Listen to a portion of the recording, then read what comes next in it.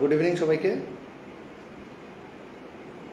অ্যাপ্রুভালটা হয়ে গেছে মনে হচ্ছে, যা দেখতে পাচ্ছি যে কয়েকজন লাইভে চলে এসছে, মানে অ্যাপ্রুভালটা হয়েছে। কাইন্ডলি দেখা যাচ্ছে, শোনা যাচ্ছে, একটু বললে কনফারেন্সটা হয়। Hello everyone, good evening Akash, সবাইকে good evening. Basudeb Dutta Saha, good evening. Good evening সবাইকে, good evening. Akash Saha please চলে এলাম, thank you. Good evening everyone. একজন একজনকে টেক করছেন, ঠিক আছে, এটাতে খুব ভালো হয়। যারা এখন লাইভে আসতে পারেনি, আমি একটু দেরি করেই আসি আমার সুবিধার জন্য, আগেও বলেছি আমি। তো শোনা যাচ্ছে তো? অল ক্লিয়ার, ওকে, ঠিক আছে Akash, thank you so much. All ক্লিয়ারটাই আমি চাই। তো লাস্ট 14th, তাই তো? 14th যেখান থেকে শেষ করেছিলাম, আজ সেখান থেকে শুরু করছি না। যেখান থেকে শেষ করেছিলাম সেখান থেকে শুরু করছি না, এটা শুনে নিন। ওটা বলবো, ব্ল্যাক ম্যাজিকের গল্পটা তো শেষ হবেই সেটাতে। ওটা একটা ক্লাইম্যাক্সে আটকে আছে। আমার কাছে গল্পটা খুব ভালো লেগেছিল, ক্লাইম্যাক্সেরই গল্প ছিল ওটা। তো সেটা বলবো, সেটা তো থাকলোই। All clear, thank you so much, thank you. এই অল ক্লিয়ারটা শ্যাম্পু নয় যদিও, কিন্তু এটা আমার জন্য খুব দরকার, কারণ শোনা এবং দেখাটা খুব জরুরি লাইফে। তো বেসিক্যালি আমি যেরকম গল্প বলতে ভালোবাসি, একটা আড্ডা টাইপের যেরকম হয়, সিরিয়াস বেশি না হয়। তো এনিওয়ে, যারা লাইভে আছে আস্তে আস্তে শুরু হোক। অলরেডি রাত অনেক হলো, বেশি কথা না বলে ডাইরেক্ট গল্পতে চলে যাই, যেটা অনেকেই পছন্দ করে না। আমি দু একটা কমেন্টে পড়েছি। তো যাই হোক, গল্পতে চলে যাচ্ছি প্রথমেই। আচ্ছা, আজকে প্রথমে যে গল্পটা আমি দিয়ে শুরু করব, জানি না ও জয়েন করেছে কিনা। এই গল্পটা আমাকে পাঠিয়েছে। আচ্ছা, ব্ল্যাক ম্যাজিকের গল্পটা কিন্তু থাকলো, সবাই কিন্তু আমাকে অনেকে হোয়াটসঅ্যাপে করছে যে ব্ল্যাক ম্যাজিকের গল্পটা তো হবে, নিশ্চয়ই হবে, সেটা নিয়ে কোনো সমস্যা নেই। কিন্তু আরেকটা গল্প আমি বলছি, যেটা তৃষা দত্ত, এই গ্রুপেরই একটা সদস্য। উনি রেগুলার গল্প শোনেন, আমার নয়, সবারই। তো ও একটা গল্প পাঠিয়েছে, ওনার খুবই পরিচিত আত্মীয়র সঙ্গে ঘটে যাওয়া একটা ঘটনা, সেটাও কিন্তু ব্ল্যাক ম্যাজিকের সঙ্গে জড়িত। তো এই গল্পটা দিয়ে আমি শুরু করছি। গল্পটা খুব মানে শুরুটা, মানে গল্পটা শুনলে মনে হবে না যে সাংঘাতিক কিছু একটা হয়েছে, কিন্তু কত কিছু হতে পারে মানুষের লাইফে, সেটা মানে মানুষ ইমাজিনেশনের বাইরে। ঘটনাটা হলো, আমরা ফেসবুকে অনেকেই পোস্ট দেখি যে আজকে একজনের গৃহপ্রবেশ হচ্ছে, আজকে আরেকজন গৃহপ্রবেশ করছে, ওরা অনেকেই গৃহপ্রবেশ করে। তো ফেসবুকে আমরা ফটো দেখি, নিশ্চয়ই দেখি, আবার এমন নেমন্তন্ন করে আমরা যাই গৃহপ্রবেশে। এই বিশেষ করে শ্রাবণ মাস বা বিভিন্ন শুভ দিনগুলোতে বা মাসগুলোতে গৃহপ্রবেশগুলো হয়। তো এইরকমই তৃষার বাবা মুখ থেকে আমার মানে বাবা বলেছে ওকে সেই গল্পটা বলতে। তৃষার বাবার বন্ধু একটা বাড়ি বানায়, ওরা থাকে হাওড়ার সাইডে। তো বাড়ি বানিয়ে বাড়িতে গৃহপ্রবেশ করে, বাড়িতে নতুন বাড়িতে ঢুকে পড়ে। তো ভদ্রলোক আর ভদ্রলোকের মা, ভদ্রলোকের কোনো তখনও বিয়ে শাদী করেননি, ওনার কোনো স্ত্রী বা বাকি সন্তানাদি কেউ নেই। তো বাড়িতে ঢোকার পরে সবারই একটা নতুন বাড়িতে ঢোকার পরে একটা এক্সাইটমেন্ট থাকে, একটা নতুন জায়গায় কিভাবে সাজাবো গোছাবো, কীভাবে মানে বাড়িটাকে বা ফ্ল্যাট যদি হয় ফ্ল্যাটটাকে কীভাবে সুন্দর করে সাজাবো, সেই একটা ইন্টারেস্ট থাকে। তো সেই রকম উনি একটা বাড়ি করেছেন হাওড়ার সাইডে। হাওড়া যেখানে বাড়ি করেছেন সেটা বেশ ভালো জায়গা, মানে পশ এরিয়া বলা যায়, পশ না হলেও বেশ পপুলার জায়গাটা, জায়গার নাম আর বলছি না। তো বাড়ি করে যা ঢুকেছেন নতুন বাড়িতে, কয়েকদিন পর থেকেই শুরু হলো যে কিছু অস্বাভাবিক ঘটনা। বাড়িতে শুধু ওনার মা আর উনি থাকেন। 2-4 দিন পর থেকেই লক্ষ্য করছেন বাড়িতে ওই দুজন ছাড়া, মানে ওনার মা এবং ওই ভদ্রলোক ছাড়া আরও একজন লোকের ওইখানে প্রেজেন্স হয়, মানে প্রেজেন্স আছে, মানে আরেকজন লোক সবসময় একজন আছে। যেমন ধরুন আমি যদি আমার বাড়িতে থাকি, এবার আমরা যেই কজনই হই, তার বাড়ি যদি একজন মানুষ থাকে একটা প্রেজেন্স তো বোঝা যায়। সেরকম ওনারা দুজনেই অনুভব করছিলেন যে ওইখানে ওই দুজন ছাড়াও একজনের প্রেজেন্স ওনারা লক্ষ্য করছেন, বুঝতে পারছেন, অনুভব করছেন, কিন্তু কিছু দেখতে পাচ্ছেন না। কোনো ছায়ামূর্তি বা হাই এভরিওয়ান হাই, কোনো ছায়ামূর্তি বা কোনো ধরনের কিছু কেউ দেখতে পাচ্ছে না। কিন্তু দুজনেই, মানে ওনার মা এবং উনি দুজনেই অনুভব করছেন বাড়িতে ওনারা দুজন ছাড়াও আরও একজন আছে। কিন্তু এখনো পর্যন্ত যে আছে, মানে সে নেগেটিভ এনার্জিটাই নিশ্চয়ই আছে, কোনো একটা এনার্জি তো আছে, সেই নেগেটিভ এনার্জিটা কিন্তু কোনো কিছু রূপে দেখা দিচ্ছে না, কোনো কিছু মানে কি বলে ডিস্টার্বিংও করছে না, কোনো কিছু ভয়ঙ্করও করছে না। কিন্তু দুজনের মনে একটা মানে দুজনেই কথা বলে বুঝতে পারছে যে কিছু একটা আছে, কিছু একটা হচ্ছে। এই বাড়িতে আমরা দুজন ছাড়াও কেউ একজন আছে। স্বাভাবিকভাবেই যেই থাকবে তাদেরকে ভয় লাগবেই। এবার আমরা যারা গল্প বলি বা আমরা যারা গল্প শুনি, আমি তো নিজে এক্সপিরিয়েন্স করেছি, যতই সাহসী হোক না কেন এই ধরনের জিনিস যদি মনে মনে চলে আসে, ভয় তো একটা থাকবেই। আমি মানে ভয় থাকবে না বলে যদি কেউ বলে, তাহা মিথ্যা কথা, আমি বিশ্বাস করি না। আমি নিজে অনেকবার ফিল করেছি, আমার মানে 2-3 বার ফিলিং করার পরেও যখন লাস্ট আমি যখন ফিল করি তখন আমার ভয় লাগছে। ভয় লাগাটা খুবই ন্যাচারাল, খুবই স্বাভাবিক। তো ওদেরও ভয় লাগছিল, মা এবং ছেলেরও ভয় লাগছিল।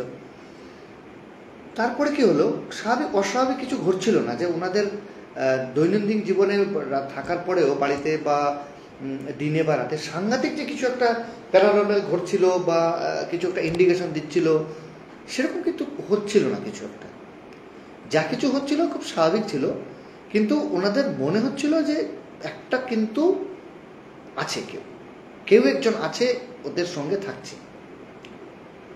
এই জায়গাটা কিন্তু ওরা ফিল করছিল যে কেউ একজন আছে এবং ওদের সঙ্গে থাকছে। এখান থেকে ওরা মানে কোনো একটা কনক্লুশন পৌঁছাতে পারছে না, মা এবং ছেলে, যাতে কাউকে কিছু বলবে বা কিছু একটা স্টেপ নেবে, কিছু করতে পারছে না।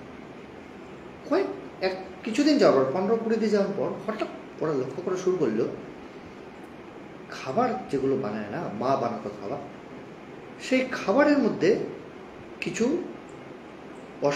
অস্বাভাবিক ঘটনা ঘটা শুরু হলো। এবার অনেকে হয়তো কমেন্ট করতে পারে যে নেগেটিভ এনার্জির খাবারের লোভ অমুক হতে পারে, হতেই পারে। নেগেটিভ এনার্জির কখন কি সে মানে অ্যাট্রাকশন হয় সেটা আমরা কেউই বলতে পারি না, শুধু সেই এনার্জি বলতে পারবে। তো নেগেটিভ এনার্জির মানে ওই খাবারের মধ্যে কিছু অস্বাভাবিক জিনিস ঘটনা শুরু হলো। যেমন মা যখন খাবার রান্না করে রাখছে, এসে দেখছে আমি টেবিলে বসে গল্প করছি তো বা আপনাদের সামনে প্রেজেন্টেশন করছি, সেই টেবিলের মধ্যে কিছু খাবার রাখা, দুম করে খাবারগুলো পড়ে গেল। মানে গরম করে রেখে গেছে, এসে দেখে খাবার সব পড়ে গেছে।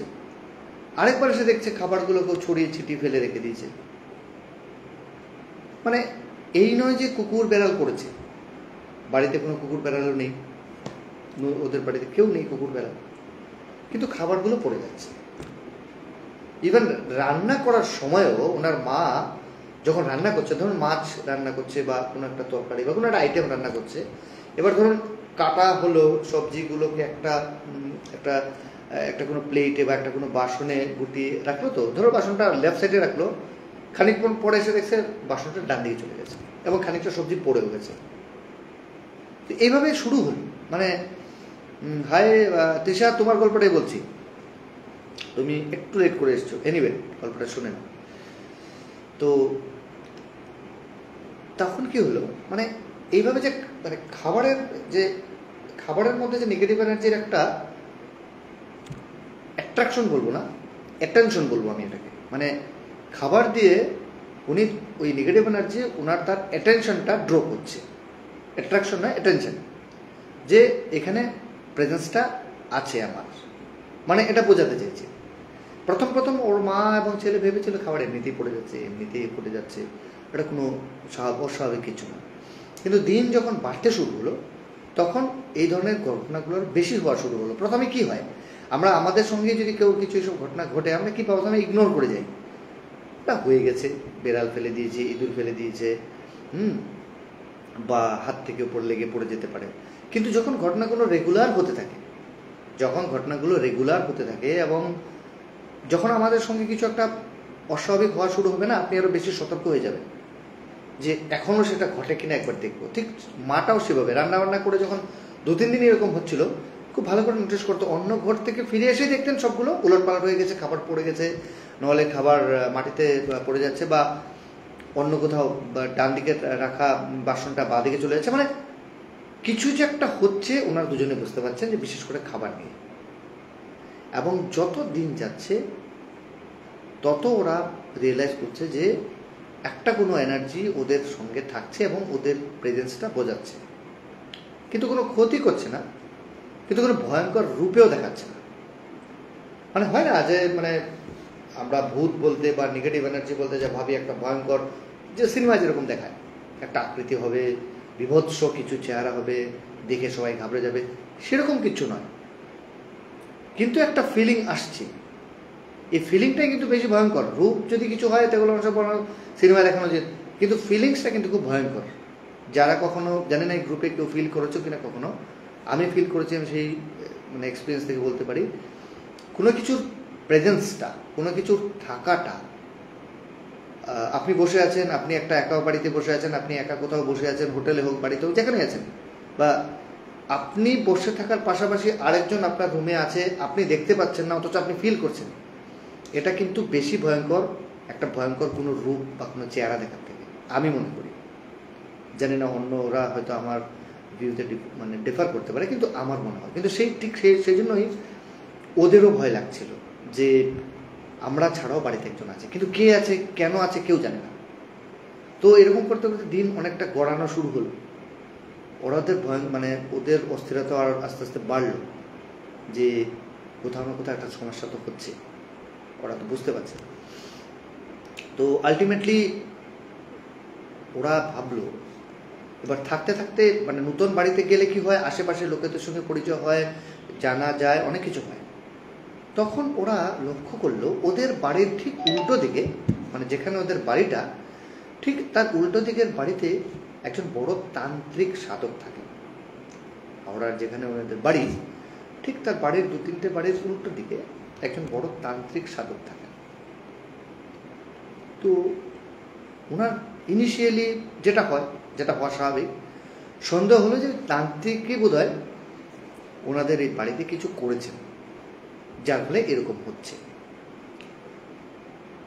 তো কিন্তু বলতে পারছেন না, কোনো এভিডেন্স তো নেই। ডাইরেক্টলি তান্ত্রিককে বলবেন কি করে যে আপনি আমার বাড়িতে কিছু করেছেন, বাড়িতে কিছু পুঁতে রেখেছেন, বাড়িতে কিছু কি বলে কিছু মাদুলি টাদুলি দিয়েছেন, বা কিছু একটা আপনি করেছেন যার জন্য বাড়িতে এরকম সমস্যাটা হচ্ছে, কিন্তু বলবেন কি করে? এটা বলা তো সম্ভব নয়, এটা তো কোনো এভিডেন্স ছাড়া। কিন্তু বাড়িটাতে যে কিছু দূষিত, বাড়িটাতে কিছু সমস্যা আছে, সেটা ওই মা এবং ভদ্রলোক বুঝে গেছে, বাড়িতে কিছু সমস্যা আছে। এবার দেখুন, একটা মানুষ শখ করে বাড়ি কিনে, ফ্ল্যাট কিনে আনন্দে থাকবে, মানে ভোগ করবে বাড়িটা নিজের মতো করে, সেখানে একটা অত বড় শান্তি, এবার ছেড়েও যেতে পারছে না, থাকতে গিয়েও সমস্যা হচ্ছে, সব দিকেই প্রবলেম হচ্ছে। তো ওনারা কিছু বুঝে উঠতে পারছিলেন না। এই সমস্যাটা ওনার ওই ভদ্রলোকের এক বন্ধুকে শেয়ার করেন, যেহেতু ওনার ক্লোজ ফ্রেন্ড, ওই বন্ধু সঙ্গে শেয়ার করেন। বন্ধুকে পুরো ঘটনাটা খুলে বলেন, যে প্রথম দিন বাড়ি থেকে আসার পর কি হচ্ছিল না হচ্ছিল, ওনার মার সঙ্গে কি হচ্ছিল, খাবারের কানেকশনটা, সব কিছু খুলে বলেন। সব কিছু খুলে বলার পর উনি কী করলেন, বললেন যে একটা তান্ত্রিকের সঙ্গে তাহলে যোগাযোগ করতে হয়, না হলে তো বোঝা যাবে না আলটিমেটলি মানে হচ্ছেটা কি, ঘটনাটা কি, কিছুটা তো রুট তো হবে। তো উনি যথারীতি একজন তান্ত্রিকের সঙ্গে যোগাযোগ করেন যে কি করা যায় না করা যায়। তান্ত্রিক প্রথমে এসে দেখে বললেন, হ্যাঁ বাড়িতে তো দোষ আছেই, কিন্তু বাড়িতে একটা কিছু আছে। তো দোষটা যে আছে কিন্তু সেটা কিন্তু ওই যে উল্টো দিকে থাকা যে তান্ত্রিক সে কিন্তু করেছে তা নয়।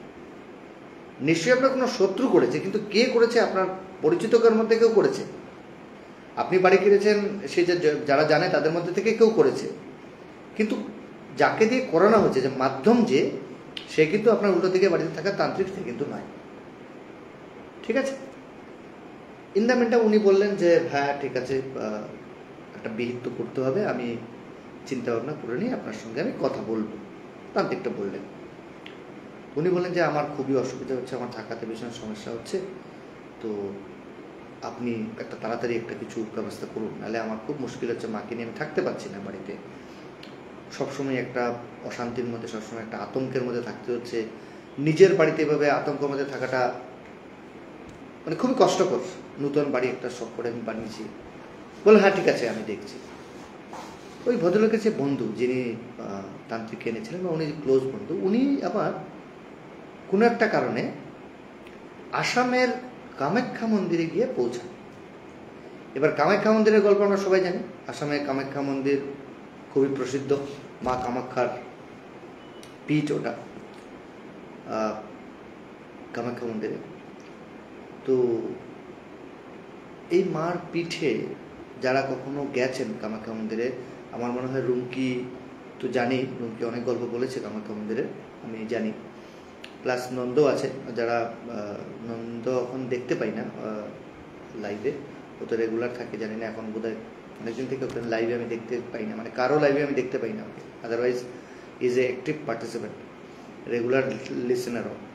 তো যাই হোক, কামাখ্যা মন্দির সম্বন্ধে আমরা সবাই জানি কম বেশি, না জানলে যদি কেউ জানেন না তাহলে ইউটিউবে অনেক ভিডিও আছে, আপনারা দেখতে পাবেন। খুব জাগ্রত মন্দির, সেখানে কিন্তু তন্ত্রমন্ত্র সাধনা হয়।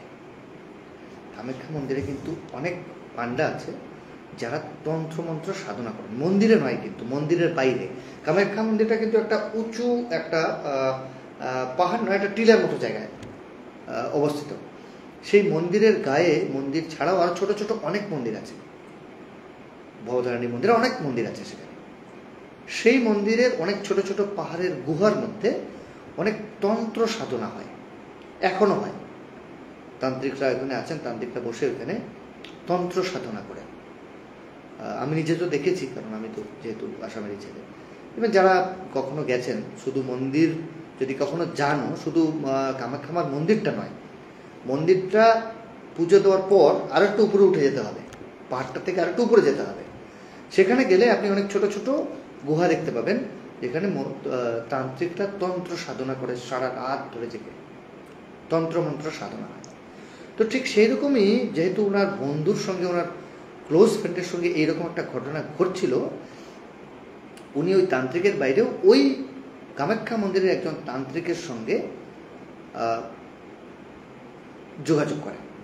এবং কামাখ্যা মন্দির কিন্তু খুবই জাগ্রত মন্দির, শুধু মানে আসামের না, পুরো ভারতবর্ষে সবাই কামাখ্যা মন্দিরের নাম জানেন। এবং বাইরের থেকে লোক আসতে সবাই, আর কিছু জানুক না জানুক, গুয়াহাটির সম্বন্ধে জানতে হলে কামাখ্যা মন্দিরটা সবাই চেনে এবং একবার পুজো দিয়ে যায়। যেমন কলকাতা আসলে কালীঘাট বা দক্ষিণেশ্বরে যায়, সেমন গুয়াহাটিতে গেলে কেউ কামাখ্যা মন্দিরে পুজো দিয়েই যায়। এটা জেনারেলি আমি দেখেছি সবাইকে। তো সেই অর্থে কামাখ্যা মন্দিরের যেহেতু উনি নাম শুনেছেন এবং পুজো দিতে এসেছেন, ওনারও মনে হলো যে একজন তান্ত্রিকের সঙ্গে আমি যোগাযোগ করে যাই, মানে ওই পাহাড়ে থাকা কোনো তান্ত্রিকের সঙ্গে যোগাযোগ করে যাই, যে আমার বন্ধুর সঙ্গে কেন এরকম করছে নতুন বাড়িতে গিয়ে। তো যথারীতি উনি তান্ত্রিকের কাছে গেলেন। তান্ত্রিকের কাছে গিয়ে উনি পুরো ঘটনাটা খুলে বললেন যে কি হচ্ছে প্রথম থেকে, বাড়িতে প্রবেশ করার পর থেকে। বিশেষ করে খাবারের পার্টটা উনি বললেন। তাছাড়া উনি বললেন যে আর কিছুতে কিন্তু কিছু দেখা যাচ্ছে না, কিছু ফিল করা যাচ্ছে না, কিন্তু সবসময় একটা বাড়িতে, মানে ওই বাড়িতে আরেকজন থার্ড পার্সন কেউ আছে, সেটা কিন্তু স্পষ্ট অনুভব করা যায়, কিন্তু কখনো দেখা যায় না, কোনোভাবে এক্সিস্টেন্সটা বোঝানো যায় না, কিন্তু ফিল করা যায় যে একটা কেউ আছে ওখানে। তান্ত্রিক সব শোনার পরে বললেন যে আপনার বাড়িতে কিন্তু তান্ত্রিক কিন্তু গুয়াহাটিতে বসা, ঘটনাটা হাওড়ায়। তো যদি আপনার এরিয়াল ওয়াইজে ডিস্টেন্স করেন তাহলে মোর দেন 1000 কিলোমিটার, 990 or 950 কিলোমিটার আমার মনে হয়, মানে ফ্লাইটের হিসেবে। তান্ত্রিক কিন্তু গুয়াহাটিতে, হাওড়া কোথায়, ওইখান থেকে উনি বলছেন যে বাড়িতে একটা ব্ল্যাক ম্যাজিকের প্রভাব পড়েছে, কেউ একজন ব্ল্যাক ম্যাজিক করেছে আপনার বাড়িতে, এবং খুব ভয়ঙ্কর ব্ল্যাক ম্যাজিক করেছে। তার থেকে বের হওয়া খুব মুশকিল।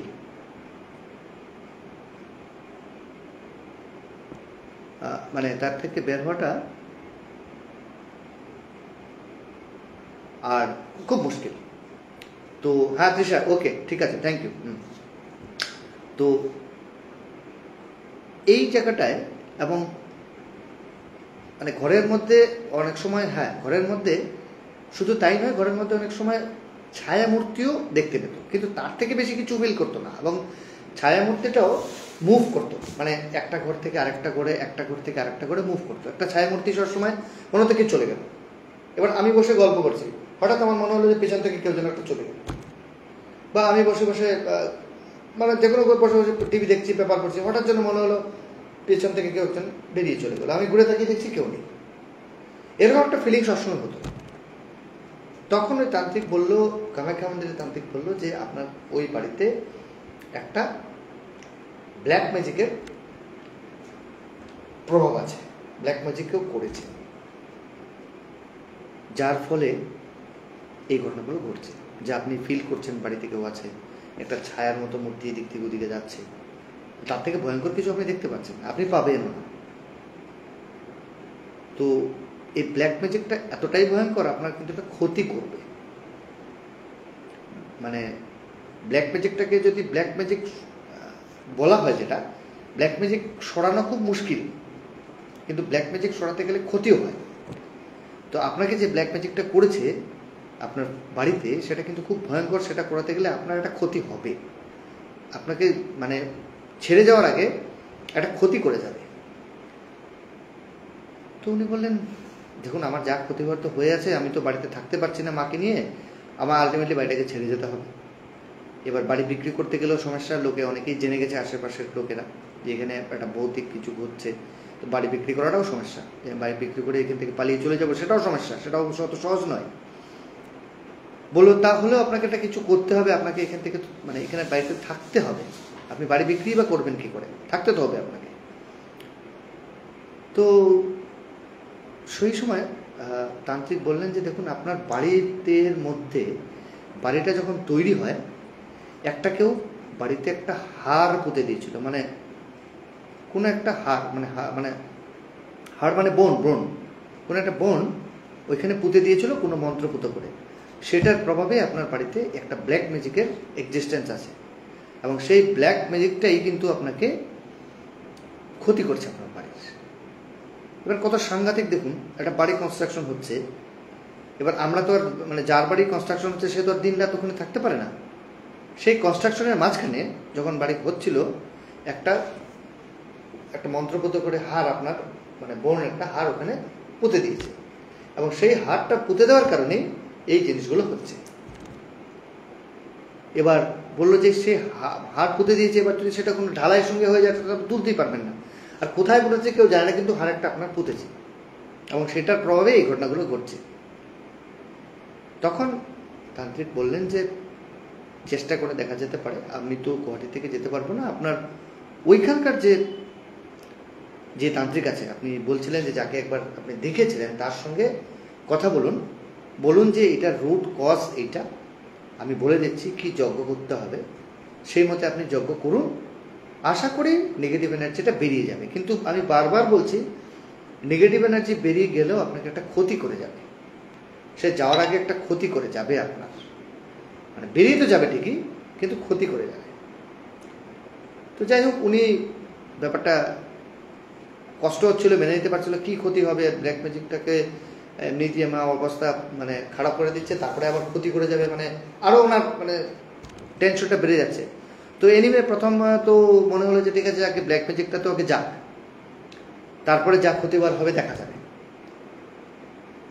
ওই কামাখ্যা তান্ত্রিক কিন্তু ওনাকে বলে দিয়েছেন স্পেসিফিক্যালি, আপনি একটা যজ্ঞ করুন, সেই যজ্ঞ করলে ব্ল্যাক ম্যাজিক চলে যাবে, মানে ব্ল্যাক ম্যাজিকের প্রভাবটা চলে যাবে। এবং যে হারটা পুঁতেছিল সেটা হয়তো বার করতে পারবে না, কারণ একটা বাড়ির নিচে কোথায় হার পড়েছেন আপনি পুরো বাড়িটাকে কি খোদাই করবেন না, এটা তো আপনার বাড়ি পড়ে যাবে। কিন্তু হারের যে মানে ক্ষমতা, যে নেগেটিভ ক্ষমতা ছিল, সেই ক্ষমতাকে ওটা ডিঅ্যাক্টিভেট করে দেবে। দেখুন ডিঅ্যাক্টিভেট ইংরেজিতে বললাম, বাংলা জানি না, সেই জন্য সেই নেগেটিভ এনার্জির যে ক্ষমতাটা সেটাকে ডিঅ্যাক্টিভেট করে দেবে। একটা যজ্ঞ আমি বলছি সেটা করলাম, কিন্তু আপনার ক্ষতি করে যাবে, বারবার এই কথা বলছে। যাই হোক, এবং উনি স্পেসিফিক্যালি এই কথাটা বলেছেন যে ক্ষতিটা 3 মাসের মধ্যেই হবে, ক্ষতিটা 3 মাসের মধ্যেই হবে। তো এতে কি হলো, ও ব্যাপারটা আরো ভয়ঙ্কর লাগলো ওনাকে। হ্যাঁ, তো সেক্ষেত্রে ও বললো ঠিক আছে, আগে তো ব্ল্যাক ম্যাজিকটা শেষ হোক, তারপরে দেখছি কি করা যায়। যাই হোক, ওই তান্ত্রিককে দিয়ে, কামাখ্যা মন্দিরের তান্ত্রিক যা বলেছিল সেই তান্ত্রিকের হিসাবে উনি যজ্ঞটা করেন। যজ্ঞটা করার পর কিছুদিনের মধ্যে, 3 মাসের মধ্যে বলছে ক্ষতি হবে, সেই মাথা থেকে চলে যায়। এবার দেখুন, একটা যখন মানুষ একটা আতঙ্কে থাকে, যখন আতঙ্কটা থেকে বেরিয়ে যায় মানুষ অনেক কিছু ভুলে যায়, মা ছেলেও ভুলে গেছে। এবার বাড়ির শান্ত পরিবেশ, সেই একটা ছায়ামূর্তি ঘোরা, খাবারের মধ্যে এদিক ওদিক চলে যাওয়া, খাবার পড়ে যাওয়া, রান্না করতে গেলে কিছু খেটে যাওয়া, এসব কিছু হচ্ছে না, এখন সব ঠিক আছে। অর্থাৎ মাথা থেকে ওটাও চলে গেছে যে 3 মাসের মধ্যে কোনো ক্ষতি হতে পারে, সেই কথাটাও ভুলে গেছেন ওনারা। ঠিক 3 মাসের সময় ভদ্রলোকের মা হঠাৎ করে মারা যান। ঠিক 3 মাসের সময় ওনার ভদ্রলোকের মা হঠাৎ করে মারা যান। তো তখন ওনার এই কথাটা মনে পড়ল যে হ্যাঁ, ব্ল্যাক ম্যাজিক যা করার করে আমাকে তো ক্ষতি করে দিয়ে চলে গেছে, এবং পুরোটাই মানে শেষ করে দিয়ে যায়, কিন্তু আমার ক্ষতি সত্যি করে গেল, আমার মা পৃথিবী থেকে চলে গেল। কিন্তু তারপরে ওনার বাড়িতে কোনো কিছু ফিল হয়নি, মানে ওনার বাড়িতে কিছু ছিল না, মানে ফিল করার মতো কিছু হয়নি। পুরো বাড়ি নর্মাল, সব ঠিক ছিল, কোনো কিছু ছিল না। কিন্তু ওই ব্ল্যাক ম্যাজিকের প্রভাবে ওনার মাকে হারাতে হলো। মানে ধরুন, এটা দুর্ভাগ্য হতে পারে, কিন্তু এটা কোইন্সিডেন্টও হতে পারে, কিন্তু গুয়াহাটির সেই তান্ত্রিক কিন্তু বলেছিল যে 3 মাসের মধ্যে আপনার একটা বড় ক্ষতি হবে, এবং 3 মাসের সেই ক্ষতিটাই ওনার মা পৃথিবী থেকে চলে গেল। কিন্তু ব্ল্যাক ম্যাজিকের প্রভাবটা বাড়ি থেকে চলে যায়, বাড়িটা এখন নর্মাল হয়ে যায়, আর কিছু থাকে না বাড়িতে, কিন্তু মা কিন্তু চলে গেল, মা পৃথিবীতে আর থাকলো না। তো যাই হোক, এইটা হলো প্রথম ঘটনা আজকে। আচ্ছা, আরেকটা বলছি, সেটাও মানে খুব সত্যি ঘটনা, এবং খুব ন্যাচারাল, ওটা একদম সত্যি ঘটনাই ঘটেছিল যার সঙ্গে। সে যাকে বলেছে সে আমাকে বললো ঘটনাটা, ও আমাদের গ্রুপের সদস্য, ওরই গল্পটাই, ব্ল্যাক ম্যাজিকের যে গল্পটা আমাকে বলছে, ওই শর্মিষ্ঠা চ্যাটার্জিরই আরেকটা গল্প আমাকে বলেছিল। সেটা হলো, আমরা হয় না যখন স্কুল টুলে পড়ি বা কলেজে টলেজে পড়ি, আমরা একটা হয় না, আমরা ভূতে বিশ্বাস করি না, একটা গ্রুপে আড্ডা হচ্ছে, বাচ্চা ছেলে মেয়েরা, আমরা আড্ডা যখন দিই একটা সময়, কলেজ লাইফে বা স্কুল লাইফে, আমরা অনেকেই ভাবি ভূতে আমরা বিশ্বাস করি না, আজে বাজে গল্প। একটা আড্ডার চলে বসে গল্প হচ্ছিল, 4 জন মেয়েরা বসে স্কুলে গল্প করছিল, বৃষ্টি পড়ছিল, বৃষ্টির দিনে গল্প হচ্ছিল, ভূতে বিশ্বাস করি না, আমরা ভূতে বিশ্বাস করি না। তো একজন মেয়ে তখন বলছিল, জানিস আমিও কখনো ভূতে বিশ্বাস করতাম না, বা নেগেটিভ এনার্জি কী জিনিস জানতাম না, আমি বিশ্বাস করতাম না কখনো, কিন্তু আমার সঙ্গে যা ঘটে গেছে, ঘটে যাওয়ার পর থেকে আমি বিশ্বাস করা শুরু করেছি। তোরা জানতে চাস কি হয়েছিল? তো ঘটনাটা এইভাবে শুরু। তো বলছে, মেয়েটা অল্প বয়সের মেয়ে, ক্লাস 10-এ পড়ে। ওদের বাড়িতে মা বাবা আর ঠাকুমা ছিল। তো মা বাবা দুজনেই চাকরি করতেন। মা বাবা আর ওনার কাকা ছিল, কিন্তু কাকা বোধহয় অবিবাহিত ছিল, সেদিন বিয়ে শাদী করে নিয়ে আর থাকতেন, চারজনের ফ্যামিলি, সবাই কাজ বাজে করতেন। তো ঘটনাটা কী হলো, ওই মেয়েটা বলছিল আমার বাড়িতে ঘটনা ঘটে যাওয়ার পর থেকে আমি বিশ্বাস করা শুরু করি। তখন বাকি মেয়েরা জিজ্ঞেস করলো কী ঘটনা ঘটেছিল, তাহলে শুন। বলছে আমরা বাড়িতে মা বাবা, আমি, আমার ঠাম্মা আর আমার জেঠু। তো কাজের সূত্রে ওরা সবাই বাড়ি চলে যেত, আমার ঠাকুমা সবসময় বাড়িতে থাকতেন। আর ঠাকুমা আমাকে খুব ভালোবাসতেন, আমিও ঠাকুমাকে খুব ভালোবাসতাম। আমাকে খাওয়ানো, আমার ঘুম পাড়ানো, গল্প শোনানো সব ঠাকুমার সঙ্গে হতো ছোটোবেলায়। ঠাকুমা ছাড়া আমার মার থেকে আমার ঠাকুমা বেশি আমার ক্লোজ ছিলেন। আমি মানে সকাল থেকে রাত অবধি ঠাকুমার কাছেই থাকতাম। মা যেহেতু ওয়ার্কিং ওমেন ছিলেন, সকালে বেরোতেন, রাতে আসতেন, খানিকটা সময় পেতাম। আমার ঠাকুমাই জীবনের মার থেকে বড় জায়গা ছিল ঠাকুমা। তো সেরকমই চলছে চলছে, সব কিছু চলছে। হঠাৎ একদিন ঠাকুমা কঠিন একটা অসুখে জড়িয়ে পড়েন এবং সপ্তাহ 10 দিনের মধ্যে ঠাকুমা মারা যান। তো ঠাকুমা মারা যাওয়ার পর এবার বাড়িতে তো আর মানে দেখাশোনার কথা কেউ রইল না, মেয়েটা একাই থাকতো। মা বাবা চলে যেত, যেটাও চলে যেত, শুধু ও একাই থাকতো দিনের বেলাটা। তো যখনই দিনের বেলাটা একা থাকা শুরু করলো, শ্রাদ্ধ শান্তি হয়ে যাওয়ার 1 মাস পর, ওই মেয়েটা ফিল করতো যে ঠাকুমা মারা যায়নি, ঠাকুমা ওর মধ্যে, ওর সঙ্গে আছে। ও সবসময় মনে হতো ঠাকুমা ঘরে আছে, ঠাকুমা যায়নি, ও ঠাকুমার পাশেই আছে, কিন্তু দেখতে পাচ্ছে না। ওটা ফিল করতো, সবসময় ভাবতো যে আমার মনে হচ্ছে ঠাকুমা আমার সঙ্গেই আছে, ঠাকুমা মনে হয় যায়নি। ও যখন ধরো এই ঘরে বসে পড়াশোনা করছে, মনে হচ্ছে পাশের ঘরে ঠাকুমা বসে আছে, দৌড়ে যেত, পর্দাটা সরিয়ে দেখতো ঠাকুমা নেই, কিন্তু ফিল করতো যে ঠাকুমা আছে। এই যেমন ঠাকুমা ঘুরে বেড়াচ্ছে এই ঘর থেকে ওই ঘর, ওরা মনে হতো। কিন্তু ও অনেকটা ছোট ছিল, ওর সব কথা কেউ বিশ্বাস করবে না বলে মা বাবা বা যেটা কাউকে কিছু বলেনি, মনে মনে চেপে রেখেছিল। তো এইভাবে অনেকদিন, কিছুদিন যাওয়ার পর একদিন ঘটনাক্রমে অফিস ছুটি ছিল, ওর মা, না অফিস ছুটি ছিল, হ্যাঁ অফিস ছুটি ছিল, ওর মা বসে রাতের বেলা রান্নাবান্না করছে। রান্না করে খাবার দাবার তৈরি হয়ে গেছে, ওর একটু লেট নাইট হয়। ওর বাবা, ওর মেয়েটা অন্য বেডরুমে বসে টিভি দেখছিল। রান্নাঘর থেকে হঠাৎ যখন ওর মা ওই বেডরুমে যায়, তখন ড্রয়িং রুমের দিকে লক্ষ্য করে দেখতে পায় যে ওর ঠাকুমার মতো একজন কেউ মহিলা পেছন ঘুরে বসে আছে ড্রয়িং রুমে। এবার ওর মার একটা মনে একটা কিউরিয়াসিটি হলো, আরে মানে ওর শাশুড়ির মতো মনে হচ্ছে, রুমের মধ্যে বসে আছে, কি ব্যাপার, আমি কি দেখছি ওটা। এবার খানিকটা এগিয়ে যায়, এগিয়ে যাওয়ার সঙ্গে সঙ্গে একটা হালকা সরে বলছে, বৌমা আজকে আমাকে খাবার দেবে না, অনেকটা রাত হয়ে গেল যে আজকে, হালকা সরে বলছে। ওর মা এই কথাটা শুনে, বৌমা মানে ওর মা, মানে ওই বাচ্চাটার মায়ের কথাটা শুনে হাত পা ঠান্ডা হয়ে যায় এবং ঘাম ঝরা শুরু হয়। এবং নিমিষের মধ্যে রুমটার মধ্যে সব কিছু নেই, কিচ্ছু নেই, হালকা কিচ্ছু নেই, রুমটা ফাঁকা। দৌড়ে দৌড়ে ওর মা এসে বাবার কাছে পুরো ঘটনাটা, মানে স্বামীর কাছে, বরের কাছে পুরো ঘটনাটা খুলে বলে যে এরকম একটা মার মতো কাউকে একটা দেখলাম ড্রয়িং রুমে, এবং আমার স্পষ্ট আমার কানে এলো যে বৌমা আমাকে ভাত দেবে না, আজ তো অনেক রাত হয়ে গেল। তখন ওর মেয়েটা বলে উঠলো, বলে জানো আমি, তোমরা যখন অফিসে চলে যাও, আমি না সারা দিন ফিল করি ঠাকুমা আমার পাশে বসে আছে, ঠাকুমা একটা আমার অন্য ঘরে বসে আছে, আমার মনেই হয় না আমি একা আছি।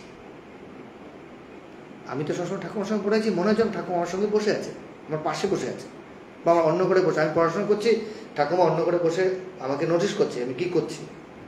তোমাকে এতদিন বলার সাহস পাইনি, কারণ তোমরা বলবে এই আজে বাজে টিভি দেখে আর সব মনে মনে সব চিন্তা করে এসব বলো, আর আজকে তুমি বলছো, তাহলে কনফার্ম হলাম যে আমি যেটা বলছি সেটাই ঠিক। তো এবার ওনারাও খুব মানে মাও খুব চিন্তায় পড়ে গেলেন যে হ্যাঁ এটা তো ঠিক কথা। এবার প্রশ্নটা হলো যে নিজের মাই হোক যাই হোক, তিনি পৃথিবীতে নেই, এবং যেহেতু পৃথিবীতে নেই, ওনার অস্তিত্বটা সবাইকে একটু মানে ভাবায়, একটু কষ্টকর হয়, কষ্টকর হলেও সবাইকে একটু আতঙ্কের পরিবেশ তৈরি করছে। যে পৃথিবীতে নেই তার জন্য তো কষ্ট হয়, কিন্তু তার এক্সিস্টেন্সটা যদি দেখা যায় তাহলে তো আরও কষ্ট লাগে না, সেই কষ্টটা ভয়ঙ্কর হয়। তো এই ভাবতে ভাবতে ও বাবা অত কিছু, তোমরা কি সব আজে বাজে সব টিভি দেখো, এইসব টিভি দেখে মনে মনে এইসব চিন্তা ভাবনা করো, এ ভাবছি। একদিন বাবা রাতের বেলা 11টা 11:30 নাগাদ বসে বারান্দায় সিগারেট খাচ্ছে, হঠাৎ শব্দ পাচ্ছে ছাদের উপরে কেউ যেন হাঁটাচলা করছে। তোর বাবা ভাবলো এত রাতে ছাদের উপরে কে হাঁটাচলা করবে, বাড়িতে দুজনই পুরুষ লোক, ওর মা তো শুয়ে আছে, তাহলে কে হাঁটাচলা করছে, চোর টোর নাকি? ওর বাবা দৌড়ে সিগারেটটা বন্ধ করে দৌড়ে দৌড়ে উপরে যায় ছাদে গিয়ে দেখছে ওর মার মতো কেউ একজন মানে ছাদ দিয়ে হাঁটছে, একবার এদিকে যাচ্ছে, একবার সামনে থেকে পেছনে যাচ্ছে, পেছন থেকে সামনে যাচ্ছে, ছাদের উপরে হাঁটছে, ইভিনিং ওয়াক টাইপের। এবার সে নেগেটিভ হোক আর পজিটিভ হোক, মা তো মাই হয়। ছেলের মাকে দেখে মুখ দিয়ে মা তুমি এসছো কথাটা বলে বেরিয়ে গেছে। মানে ভয়ঙ্কর তো ঠিকই, ভয় তো ঠিকই লাগবে যে সে নেগেটিভ রূপে মা দেখতে পাচ্ছে, তবু তো মা, সে নেগেটিভ রূপে হলে তো তার মা, ভয় পড়তে কিছু নেই। তো মুখ দিয়ে বেরিয়ে যায় মা তুমি এসছো এত রাতের ছাদে।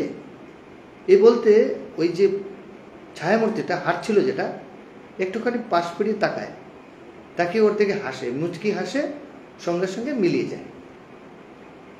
তখন ওর বাবা দৌড়ে দৌড়ে দৌড়ে দৌড়ে এসে ওর স্ত্রীকে বলে হ্যাঁ সত্যি বলেছো, আমি তো আজকে মাকে দেখলাম ছাদে, তো আমার মেয়েও দেখছে, তুমিও দেখছো, এবং আমিও দেখলাম, তাহলে মা এই আমাদের বিল্ডিংয়ে আছে, মানে আমাদের ঘরে আছে, মা যায়নি।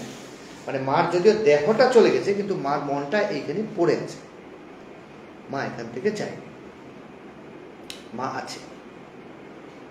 তো এই ঘটনাটায় ওনারা মানে এতটাই মানে ঘাবড়ে গেলেন যে কিছু করার ছিল না, এখানে তো একটা কিছু মানে করতেই হবে, বিহিত তো করতেই হবে, নাহলে তো খুব মুশকিল হয়ে যাচ্ছে ওদের বাড়িতে থাকাটা। মা যদি কারো ক্ষতি করছে না, কিন্তু একটা আত্মার থাকাটা মানুষের সঙ্গে সবসময় ভয়ঙ্কর হয়। মেনে নেওয়া কষ্ট হলেও, নিজের মা হলেও তো সে আর পৃথিবীতে নেই আত্মা। তাই ওরা অনেক কষ্ট করে মানে ডিসাইড করলো যে একটা কোনো তান্ত্রিক বা কোনো পীরের সঙ্গে যোগাযোগ করে এটাকে এখান থেকে, এই আত্মাটাকে এখান থেকে যাতে বের করে দেওয়া যায়, সেই হিসাবে ওরা প্রস্তুতি নিল, এবং মানে আত্মাটাকে যারা এখান থেকে বের করে দেওয়া যায় সেই ব্যবস্থাটা শুরু করল। একটা তান্ত্রিক এনে পুজো টুজো দিয়ে মানে আত্মাটাকে এখান থেকে বার করে দেয়।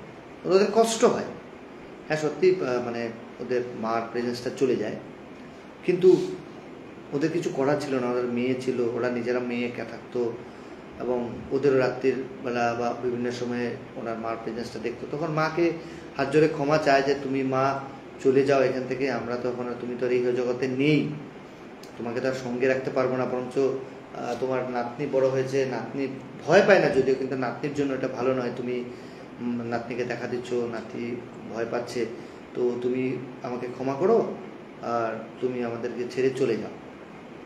তো এটা হলো মানে একটা ঘটনা যেটা জেনারেলি অনেকের ক্ষেত্রে এরকম ঘটনা অনেকেই হয়। আমি এটা একটা ঘটনা বললাম, যে আমাকে সৌমিশ্র যেটা বলেছিল, এরকম ঘটনা অনেকেই হয়, যা মানুষ, বিশেষ করে বয়স্ক মানুষ যারা থাকেন, বা অনেকে যারা নিজের ছেলে মেয়ে নাতনিকে ভালোবাসে, পৃথিবী ছেড়ে যেতে চায় না, কোনো কারণে হঠাৎ করে চলে যায়, তারা কিন্তু বিভিন্ন সময়ে বিভিন্নভাবে এসে দেখা দেয়, মানে ওই বাড়িতে থাকতে চায়, এবং সেই থাকাটার কিন্তু একটা মানে ভিজুয়াল জিনিস বা প্রতিবিম্ব অনেকে সাধারণ লোকে দেখতে পায়। তো সেই ঘটনাগুলোই ওদের সঙ্গে হচ্ছিল, যে মৃত্যুর পরও, এবং ওদের সঙ্গে ওদের মা ছিল অনেকদিন, এবং সেটা একজন দুজন নয়, তিনজনেই ফিল করে। তো সেটাই ছিল এই একটা ঘটনা। রাত অনেক হয়ে গেল, এবার আস্তে আস্তে এবার আসি সেই ব্ল্যাক ম্যাজিকের অসম্পূর্ণ গল্পটা। তো ব্ল্যাক ম্যাজিকের সেই গল্পটা যারা আগে শোনোনি সেটা তো আমি রিপিট করতে পারি না, এটাই রিকোয়েস্ট করব, আমার আগের যে লাইভটা ছিল ইউটিউবে আছে লিঙ্কটা, ফেসবুকেও তো আছেই, সেটা 14 তারিখের, সেটা শুনলে কিন্তু ওই আগের ঘটনাটা বুঝতে পারবে যে কি ব্ল্যাক ম্যাজিকের একটা ছিল, কেন ব্ল্যাক ম্যাজিকের মানে ব্ল্যাক ম্যাজিক কেন হয় সেটা এখনও এস্টাবলিশ হয়নি, এখন আমি বলবো। কিন্তু নামগুলো মনে আছে কিনা ক্যারেক্টারের, একটার নাম ছিল দীপক, হাজব্যান্ডটার নাম, আর ওয়াইফটার নাম ছিল ডালিয়া। মনে পড়েছে কিনা জানি না, যারা লাস্ট এপিসোডে আমার গল্পটা শুনেছিলেন তাদের হয়তো মনে আছে কিনা জানি না। একজনের নাম ছিল, হাজব্যান্ডের নাম ছিল দীপক এবং ওয়াইফের নাম ছিল ডালিয়া, এবং ওদের লাইফে একটা ভিখারি ছিল, সে ভিখারি ওদের লাইফ অতিষ্ঠ করে ফেলে। এটাও বলেছিলাম যে ওদের বাবা মারা যায়, যেটা বারবার মানে ভিখারিটা অভিশাপ দিচ্ছিল ওদেরকে যে তোদের ভীষণ ক্ষতি হতে চলছে, কোনো ভালো হবে না, সব ক্ষেত্রে খারাপ হতে চলছিল। ওর বাবা মারা যায় এবং ওনার মা, ওই ভদ্রলোকের মানে দীপকের মা ওর মাসির বাড়িতে গিয়েছিলেন এবং সেখান থেকে খাট থেকে কেউ যেন মানে ছুঁড়ে ফেলে দিয়ে হাত এবং কোমরের হাড় এবং হাত পা ভেঙে যায় এবং ওনাকে নিয়ে হসপিটালে ট্রিটমেন্ট চলছে। তখন এইসব ঘটনার পর থেকে মানে এমনভাবেই পড়ে যায় যে ওর মা বলছে যে আমাকে মনে হলো কেউ পাজা গলা করে তুলে নিয়ে আছাড় মেরে ফেলে দিল, এবং মাসির মেয়ে ওর সঙ্গে ঘুমাতো, মাসির মেয়েও মনে হলো যে মাসি কোনো কারণে যেমন কেউ তুলে দম করে পাকা মেঝেতে ফেলে দিল এবং মাসির মানে হাড়, কোমরের হাড়, পাড় হাড় ভেঙে গেল। তো এইসব ঘটনার যখন ঘটা শুরু হলো তখন দীপক এবং ডালিয়াকে সবাই সাজেস্ট করলো আপনারা এখন ভালো তান্ত্রিকের সঙ্গে যোগাযোগ করুন, যেমন আপনাদের এই ঘটনার পিছিয়ে, ভিখারিটার পিছিয়ে কোনো একটা রহস্য আছে যেটা আপনারা জানেন না এবং এটা কিন্তু প্রবলেম হচ্ছে। তো এই যখন শুরু হলো মানে তান্ত্রিকের রোল আসা শুরু হলো, তারপরেও কিন্তু ডালিয়া একদিন একা ঘুমাচ্ছিল বাড়িতে। হঠাৎ ডালিয়া রাতে ঘুমাচ্ছে মানে সন্ধ্যে সময় ছাদের মধ্যে ভয়ঙ্কর জোরে কেউ রেগে মেগে যদি কেউ হাঁটে ছাদের মধ্যে একটা শব্দ হয় না, মানে ঘটঘট করে যাচ্ছে, খুব রাগে ঘটঘট করে আসছে এবং বিভিন্নভাবে ছাদে চলাফেরা করছে। ডালিয়া রাত মানে এতটাই সন্ধ্যেবেলায়, অনেকে একটা সন্ধ্যেবেলায় ঘুম হয় না 3টে নাগাদ, সন্ধ্যের সময় ঘুমটা ভেঙে যায়। ঘুমটা ভেঙে যাওয়ার পর দৌড়ে ছাদে যায়, কে এত রাত মানে সন্ধ্যেবেলায় মানে ছাদে এরকম জোরে জোরে হাঁটাচলা করছে, গিয়ে দেখে সেই ভিখারিটা, এবং ভিখারিটাকে দেখার পর ভয়ঙ্কর রেগে গিয়ে আবার বলে, বিশেষ করে ডালিয়াকে বলে, তোকে আমি বাড়িতে কোনো অবস্থাতেই থাকতে দেব না, তোকে আমি বাড়ি ছাড়া করবই করব। তো ডালিয়া বলছে তুই কে, কেন আমাকে বাড়ি ছাড়া করবি, তোর উদ্দেশ্যটা কি, আমি তোর তো কোনো ক্ষতি করিনি, কেন তোকে বরঞ্চ আমি 10 টাকা দিয়ে আমি কি ভুল করেছি আমি জানি, কিন্তু তুই কেন বারবার একথা বলছিস আমাকে যে তুই আমার ভীষণ ক্ষতি, মানে ভিখারিটা বলছে তুই আমার ভীষণ ক্ষতি করেছিস, তোকে আমি এখান থেকে বাড়ি ছাড়া করবই করব। এ বলছে রেগে মেগে গড়গড় করছে আর থুতু ফেলছে, ওই ভিখারিটা ওর ওই ডালিয়ার গায়ে থুতু ফেলছে। তখন ডালিয়া বললো যে ওর বরের সঙ্গে যোগাযোগ করলো, তুমি তাড়াতাড়ি বাড়ি এসো, আমি থাকতে পারছি না। বর তাড়াতাড়ি ছুটে চলে এলো, আসার পরে হাউ হাউ করে কাঁদছে ডালিয়া, বলছে আমি এ বাড়িতে থাকতে পারবো না, আমি চলে যাচ্ছি বাপের বাড়ি, আমার এখানে আমার কোনো অবস্থায় থাকা সম্ভব নয়। তখন সেই মতে ও বললো ঠিক আছে তুমি চলে যাও, আমি থাকবো, মানে দীপক বলছে আমি থাকবো, মানে হাজব্যান্ড বলছে আমি থাকবো এই বাড়িতে, দেখি ভিখারিটা কি করতে পারে আমাকে। তখন আলটিমেটলি ও ওই ডালিয়া বাড়ি ছেড়ে চলে যায় বাপের বাড়ি। দীপক যখন রাতে একা ঘুমাচ্ছে, দীপক কিন্তু একই জিনিসই লক্ষ্য করছে, ভিখারিটা পুরো রাত ওর বাড়িতে ঘুরে বেড়াচ্ছে আর ভয়ঙ্করভাবে গালাগাল দিচ্ছে দীপককে, বলছে তুই ডালিয়াকে এই বাড়িতে রাখতে পারবি না, আমি রাখতে দেব না, আমি ডালিয়াকে এই বাড়িতে কোনো অবস্থাতেই রাখতে দেব না, তুই যা খুশি করে নে, তোরা তান্ত্রিকের কাছে গেছিস তো কিচ্ছু করতে পারবি না আমার। তো দেখুন ভিখারিটা কিন্তু এও জেনে গেল যে ওর তান্ত্রিকের কাছে তান্ত্রিকের কাছে যাওয়ার প্ল্যানিং করছে। বলছে তুই তান্ত্রিকের কাছে যাওয়ার প্ল্যানিং করছিস যে আমাকে এখান থেকে মানে ভাগিয়ে দেওয়ার জন্য, সেটা কোনো অবস্থাতেই হবে না, তোদের আরও ক্ষতি হবে। আমি শেষ থেকে ছাড়বো, ডালিয়াকে এবারে থাকতে দেবো না। তো যাই হোক, যখন অবস্থা ভয়ঙ্কর দিকে যাচ্ছে, এবং ওই ভিখারিটা কন্টিনিউয়াসলি ওই দীপকের গায়ে থুতু ফেলছে। দীপক কোনো অবস্থাতেই কন্ট্রোল করতে পারছে না ভিখারিটাকে। তো আলটিমেটলি কি হলো, পরের দিন সকালে উঠে ওরা ডিসাইড করলো যে আর দেরি করা যাচ্ছে না, এবার তান্ত্রিকের কাছে যেতেই হবে। এবার তান্ত্রিকের নাম হলো শ্যামাচরণ গাঙ্গুলি। শ্যামাচরণ গাঙ্গুলির বাড়িতে ওনারা পৌঁছলেন। রিনাউন তান্ত্রিক, সবাই ওনাকে চেনেন। সেই তান্ত্রিকের বাড়ি পৌঁছালেন। তান্ত্রিকের বাড়ি পৌঁছানোর পর তান্ত্রিক ওনাকে দেখে বললেন,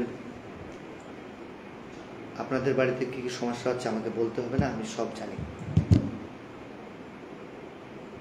এবং এটা কবে থেকে হচ্ছে সেটা আমাকে বলুন। বলছে ওই একটা ভিখারিকে 10 টাকা দিয়েছিলাম, 10 টাকা দেওয়ার পর থেকে ধরুন এই মাসখানেক হবে। এবার তান্ত্রিক বলা শুরু করলো, শ্যামাচরণ গাঙ্গুলি বিশাল বড় তান্ত্রিক। তখন তান্ত্রিক অনর্গল বলা শুরু করলো, এবার আমি যা বলবো সেগুলো সঠিক উত্তর দেবে। আপনাদের বিয়ের কত বছর হয়েছে? দীপককে জিজ্ঞেস করছে, আপনাদের বিয়ের কত বছর হয়েছে? বলছে বছর হয়নি, 6 থেকে 7 মাস। ঠিক আছে, এটা অ্যারেঞ্জ ম্যারেজ না লাভ ম্যারেজ? বললো এটা সম্বন্ধ করে বিয়ে, অ্যারেঞ্জ ম্যারেজ। ঠিক আছে বলো, এবার আমাকে সবচেয়ে বড় সত্যি কথাটা বলবেন, বিয়ের আগে আপনার কারোর সঙ্গে সম্পর্ক ছিল? প্রথমে দীপক একটু চুপ করে যায়, খুব স্বাভাবিক, সামনে স্ত্রী বসা, হয়তো আগে থেকে বলেছে কিনা জানি না। তখন বললো হ্যাঁ, এখন তো আর লুকানোর কিছু জায়গা নেই, তাকে তো এই জায়গা থেকে, তান্ত্রিকের প্রভাব থেকে তো বেরোতে হবে, সরি ব্ল্যাক ম্যাজিকের সেই প্রভাব থেকে তো বেরোতে হবে। তখন বলল হ্যাঁ, আমি একটু সম্পর্কে জড়িয়েছিলাম, সেই মহিলার নাম হলো মল্লিকা, এবং সে আমার অফিসেই কাজ করত। বন্ধুত্বের সম্পর্ক থেকে আমাদের মধ্যে একটা সম্পর্ক তৈরি হয়, এবং সম্পর্কটা এমন জায়গায় পৌঁছায়, দুটো বাড়ি আমরা রাজি ছিলাম আমাদের মধ্যে বিয়ে হবে বলে। সব কিছু তৈরি হয়, সম্পর্কটা খুব গভীরেও চলে যায়।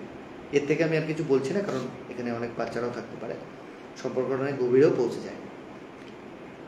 তো তারপরে কি হলো, বলল বিয়ে যখন ঠিক ফাইনাল, যখন সব কিছু তৈরি,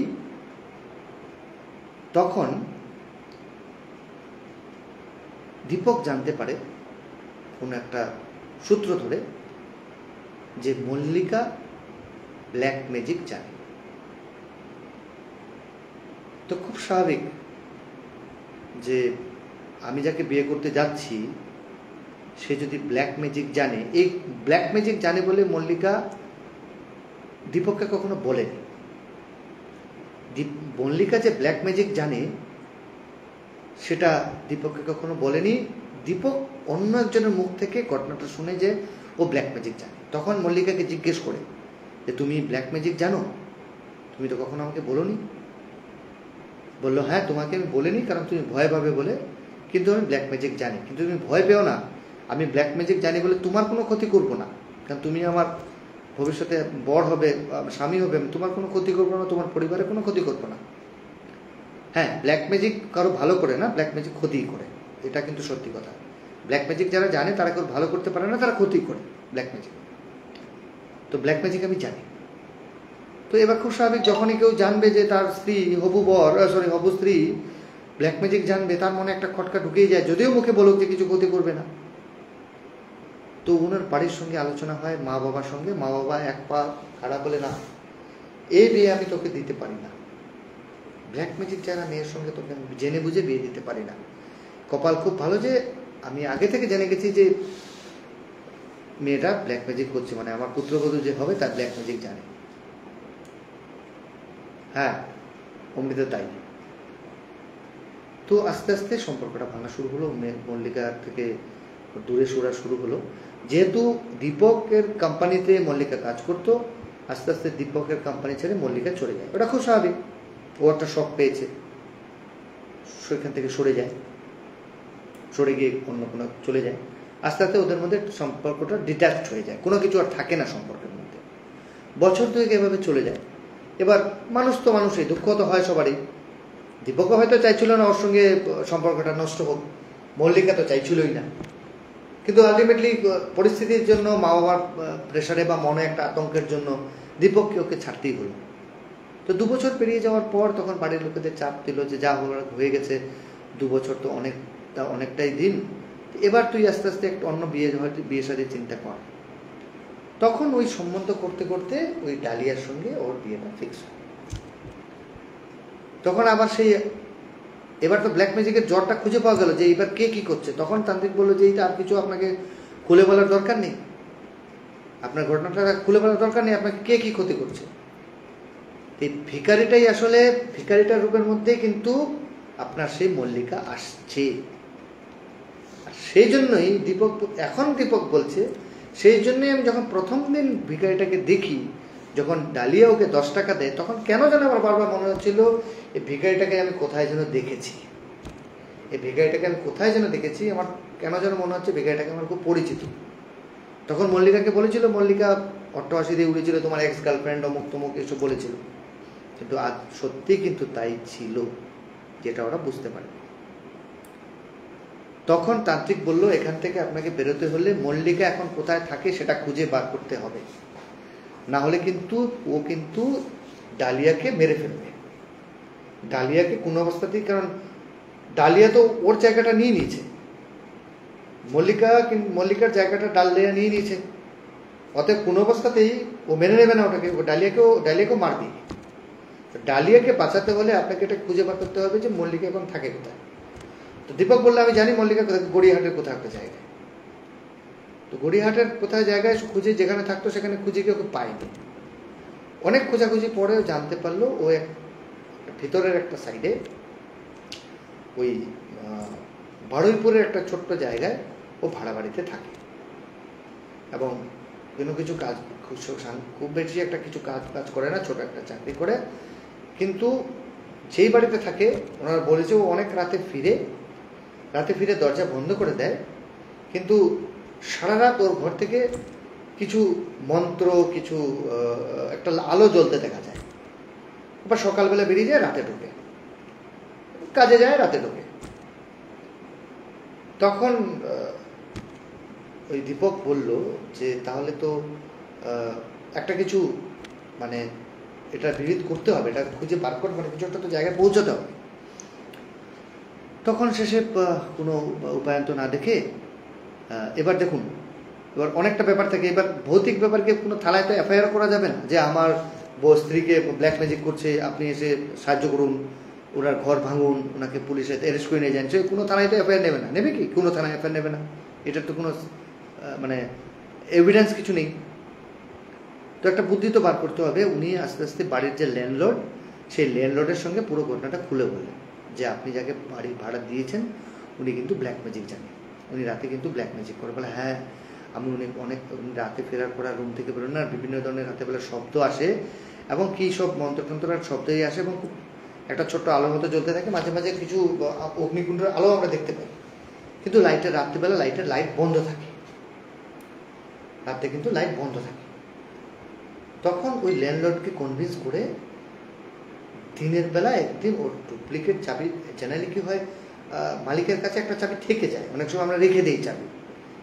আমিও যখন আমরা যাই, যখন একটা চাবি আমরা রেখে দিই, আমি কোনো কারণে রাখতে পারে, হয়তো একটা ইমার্জেন্সি কিছু হলো, আগুন লেগে গেল, বাড়ি থেকে কেউ বার করতে হবে, চাবিটা থাকলে চট করে খুলে জিনিস বার করা যায়, সেসব চাবি রেখে যায়।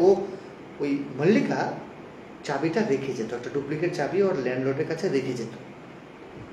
তো একদিন সেই চাবি খুলে তান্ত্রিক ও দীপক আর ওই ল্যান্ডলর্ড ওর রুমে পৌঁছায়।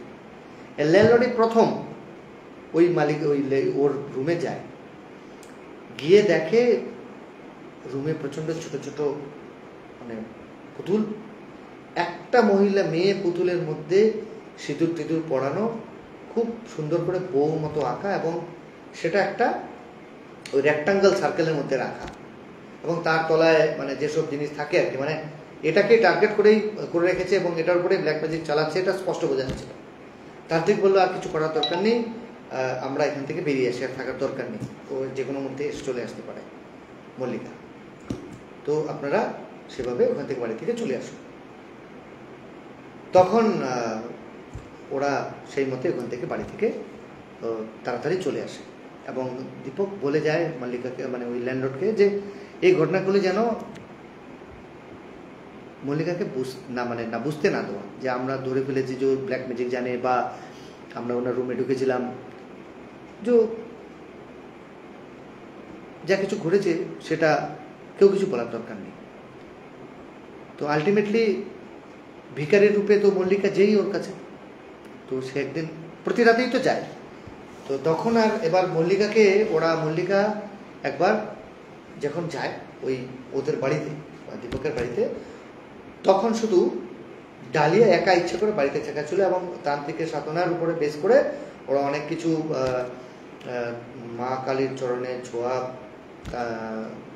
মাদুলি, তারপর জল, অনেক কিছু রাখে যাতে মানে ডালিয়ার কোনো ক্ষতি না হয়। ভিখারির রূপে তো ওকেই ক্ষতি করতে চাইছে, এখনো পর্যন্ত সেই ক্ষতি করে উঠতে পারেনি, এবং সেই জন্যই রোজ রাতে বিভিন্ন ধরনের ও তন্ত্র সাধনা করে কিভাবে ডালিয়াকে পৃথিবী থেকে সরানো। তো আলটিমেটলি একটা সময় গিয়ে যখন ডালিয়াকে দেখো যে বাড়িতে একাই আছে, ও আবার যায় সেখানে গিয়ে ডালিয়াকে আবার সেই রান্না করে বাসন টাসন মাজতে শুরু করে। ডালিয়া এবার বুঝে গেছে যে এই মল্লিকা ভিখারির রূপে আসছে, এবার ডালিকা অতটা ভয় পাচ্ছে না, জেনে গেছে ব্যাপারটা, বাসন মাজছে, গালাগাল দিচ্ছে, ওকে বলছে তোকে আমি আর বেশি দিন নয়, আর কয়েকদিনের মধ্যেই আমি তোকে এ বাড়ি থেকে সরিয়ে দিচ্ছি। কারণ ও তো মল্লিকা তো রাতে তন্ত্র সাধনার যেই ফাইনাল যে জায়গাটা সেখানে পৌঁছানোর চেষ্টা করছে, যাকে কি করে ওকে মারা যায়, একদিনও তার হবে না, সেই সাধনাটা তো অনেকদিন করতে হবে। আর ইন দ্য মেন টাইম তান্ত্রিকও অন্য ঘরে বসে ওর তন্ত্র সাধনার দ্বারা এখান থেকে ভিখারিটাকে সরিয়ে দেওয়ার চেষ্টা করছে। তো অনেক কিছু করার পরে যখন হচ্ছিল না, আলটিমেটলি ওই যজ্ঞ, প্রথমটা আমাদের বলেছিলাম না, এটা যজ্ঞ করে ওরা, সেই যজ্ঞটাও অনেক সময় চলে, তারপরেও মানে যেতে চাইছিল না। তখন অনেক কিছু করার পর, অনেক মন্ত্রতন্ত্র সাধনা এবং যজ্ঞের পর একটা বড় অগ্নিকুণ্ড হঠাৎ করে, মানে যজ্ঞ করলে কি একটা অগ্নিকুণ্ড ছাপ করে বেরোয়, অগ্নিটা বেরিয়ে আগুনটা নাই হয়ে যায়, মানে বড় একটা আগুনের একটা রশ্মি বা একটা লোকটা বেরোয়, রশ্মিটা বেরোলো, কয়েক সেকেন্ডের মধ্যে রশ্মিটা নাই হয়ে যায়। তখনই তান্ত্রিক বলল যে হ্যাঁ, আপনার এই প্রভাবটা এই বাড়ি থেকে আমরা ছাড়াতে পেরেছি মনে হচ্ছে, কিন্তু একটা জিনিস জানতে হবে যে মল্লিকা এখন কোথায় আছে। তখন ওই ল্যান্ডলর্ডকে জিজ্ঞেস করা হয় যে মল্লিকা কোথায়। ঘটনাটা ঘটছিল কিন্তু রাতের বেলা, মানে ওরা যে তন্ত্র সাধনা করছিল, যজ্ঞটজ্ঞ করছে, সে রাতের বেলা, কারণ ভিখারিটা তো রাতেই আসে। তখন বললো যে আজকে কিন্তু মল্লিকার রুম থেকে কোনো আওয়াজ টাওয়াজ কিছু আসছে না, মানে মল্লিকার রুমের মধ্যে বসে যে সব কোনো লাইটও জ্বলছে না, কোনো মানে আলোর রশ্মিও দেখতে পাচ্ছি না, যে প্রতি বছর যেরকম মানে আলোর রশ্মি জ্বালায় বা যজ্ঞটজ্ঞ সে কিছু হচ্ছে না। তখন আলটিমেটলি বাধ্য হয়ে ও ল্যান্ডলর্ড আর কোনো রিস্ক নিল না, তখন থানায় খবর দেওয়া হলো যে ওনার বাড়িতে একজন ভাড়াটিয়া আছে, কিন্তু ভাড়াটিয়া অনেক সময় হয়ে গেলো, কোনো সারা শব্দ দিচ্ছে না, কিছু বুঝতে পারছে না। তখন পুলিশ এসে দরজা ভেঙে মল্লিকার রুমে ঢুকে দেখতে পায় মল্লিকা অজ্ঞান হয়ে পড়ে আছে। মানে ওই তান্ত্রিকের প্রভাবে হয়তো ওই জায়গাটা তো ওর শক্তিটা চলে যায়, সে অজ্ঞান হয়ে পড়ে আছে। রুমের পুলিশ ঢুকেও মানে স্তম্ভিত হয়ে যায়, মানে হতচকিত, কি হলো, এসব কি দেখছি। রুমের মধ্যে হাজারো পুতুল, ফোঁটা দেওয়া, বিভিন্ন ধরনের ঘটনা করা। তো ওরাও বুঝে গেছে যে এটা কোনো মানে ব্ল্যাক ম্যাজিক নাই, বা বুঝে কোনো তান্ত্রিকের বা কোনো একটা নেগেটিভ এনার্জি কিছু ঘটছে, বা কোনো শয়তানের কিছু একটা জায়গা, সেটা বুঝতে পারে। তখন পুলিশ মহিলাকে নিয়ে যায়, তখন ওর জ্ঞানবোধে ফিরে আসে, মেডিকেলে পাঠানো হয় যে কী কারণে জ্ঞান চলে গেল, বা কোনো অন্য কেউ কিছু করেছিল কিনা, কেউ মানে কোনো শক্ত কিছু দিয়ে ওকে মারার চেষ্টা করে কিনা, বা শারীরিক কোনো অসুস্থতা ছিল কিনা, বা অন্য কিছু হয়েছিল কিনা, সেটা দেখার জন্য ওকে মেডিকেল রিপোর্টে পাঠানো হয় এবং চলে যায়। কিন্তু আলটিমেটলি ডালিয়া এবং দীপকের জীবনটা ঠিক হয়ে যায়, কারণ ওই ব্ল্যাক ম্যাজিকের প্রভাবটা ওদের বাড়ি থেকে সরে যায় ওই ঘটনার পর থেকে। তো এর পর থেকেই ওদের মানে ডালিয়া এবং দীপকের জীবনে লাইফটা স্মুথ হওয়া শুরু হয়। ওই ব্ল্যাক ম্যাজিকের পরে। মল্লিকার কি হলো আমাকে কেউ যদি জিজ্ঞেস করেন, সেটা আমি জানি না। যে আমাকে গল্পটা বলেছে, মল্লিকার সম্বন্ধে আর তার থেকে বেশি কিছু লেখা নেই। মল্লিকা মানে ভিখারিটার, তার থেকে বেশি কিছু লেখা নেই, কিন্তু নিশ্চয়ই মল্লিকার পরিণাম তো আর ভালো কিছু হবে না। মল্লিকা যে দুর্ভাগ্যবশত যাই ঘটেছে, যাই হয়েছে মল্লিকার সঙ্গে, সেটা সত্যই দুর্ভাগ্যজনক, কিন্তু যেটা ও করছিল সেটা কখনোই মেনে নেওয়া যায় না। তো সেটাই ছিল এই ব্ল্যাক ম্যাজিকের গল্প। আজকে দুটো ছিল ব্ল্যাক ম্যাজিকের প্রভাব। তো শেষ করছি। আমার অনেক আজকে জল নিয়ে বসতেও ভুলে গেছিলাম, খুব জল তেষ্টা হয়েছে, শুকিয়ে যাচ্ছে। 1 ঘন্টা হলো, একদম পুরো 1 ঘন্টা মনে হচ্ছে। হ্যাঁ, 11:33, অনেকটাই হলো আজকে। আর বলছি না, আবার যখন আগামী মাসে যখন আসবো, আরও অনেক গল্প আছে, বলবো আপনাদেরকে। আর কমেন্টস করবেন, ভালো হোক খারাপ হোক। আমি কিন্তু সব কমেন্টসগুলো পড়ি, নেগেটিভ কমেন্টসগুলো অনেক আসে, আমি নেগেটিভ কমেন্টসগুলো খুব ভালো করে বিশেষ করে পড়ি, কারণ ওইখান থেকে আমাকে ইমপ্রুভ করার সুযোগটা থাকে। ভালো কমেন্ট তো ভালো লাগে নিশ্চয়ই, কিন্তু কোথাও ভুল ত্রুটি হয় বা কোথাও অনেক নেগেটিভ কমেন্টস, ফেসবুকে বেশি আসে না, আমি দেখছি ইউটিউবের চ্যানেলে অনেকে অনেক নেগেটিভ কমেন্টস করে, সেখান থেকে আমার অনেক কিছু শেখার আছে। মানে নেগেটিভ মানে আমার অনেক ওনার কাছে মনে হয় যেটা ওটা ঠিক হয়নি, সেটাকে হাইলাইট করে, এটা ওনার পয়েন্ট অফ ভিউ। আমারও মনে হয় একবার আমি দেখে নেবো, যদি মনে হয় না ওনার ভিউটা ভুল, আমি এভাবে যেভাবে চলছি সেভাবেই চলবো। কিন্তু কমেন্ট করবেন, নেগেটিভ হলেও কমেন্ট করবেন, ফেসবুকে করুন বা কি বলে ইউটিউবের চ্যানেলে করুন, দুটোই করবেন, যাতে আমি নিজেকে আরও ইমপ্রুভ করার বা আরও খুব পলিশ করার সুযোগটা পাই। থ্যাংক ইউ সো মাচ গল্প শোনার জন্য। একটু রাতেই বলছি আমি, আমারও ভালো হয়, আমারও মনে হচ্ছে বাকিরা যারা শোনেন তাদেরও ভালো লাগবে। 10:30 থেকেই বলবো, 9:30-তে একটা আমারও অসুবিধা হয়, আর ঠিক ডিনার এবং কি বলে ডিনারের মাঝখানে হয়ে যায় অনেকটা সময়। তো 10:30-তে আমার মনে হয় ডিনার অনেকের কমপ্লিট হয়ে যায়। তো আমার জন্য ভালো, বিশেষ করে আমার সুবিধার জন্য আমি 10:30-তে বলছি, বাকিরা 9:30-তে বলুন, কোনো অসুবিধা নেই। ঠিক আছে, গুড নাইট, শুভরাত্রি, সবাই ভালো থাকবেন। আবার দেখা হবে কোনো একটা এপিসোডে, আর গল্প শুনবো সবার কাছ থেকে। আর যদি দেখি ব্ল্যাক ম্যাজিক থাকলে আরও কিছু শুনবো, আমারও খুব ভালো লাগে এইসব নেগেটিভ গল্প। টাটা, গুড বাই, ভালো থাকবেন, শুভরাত্রি সবাইকে, ভালো, good night, thank you so much.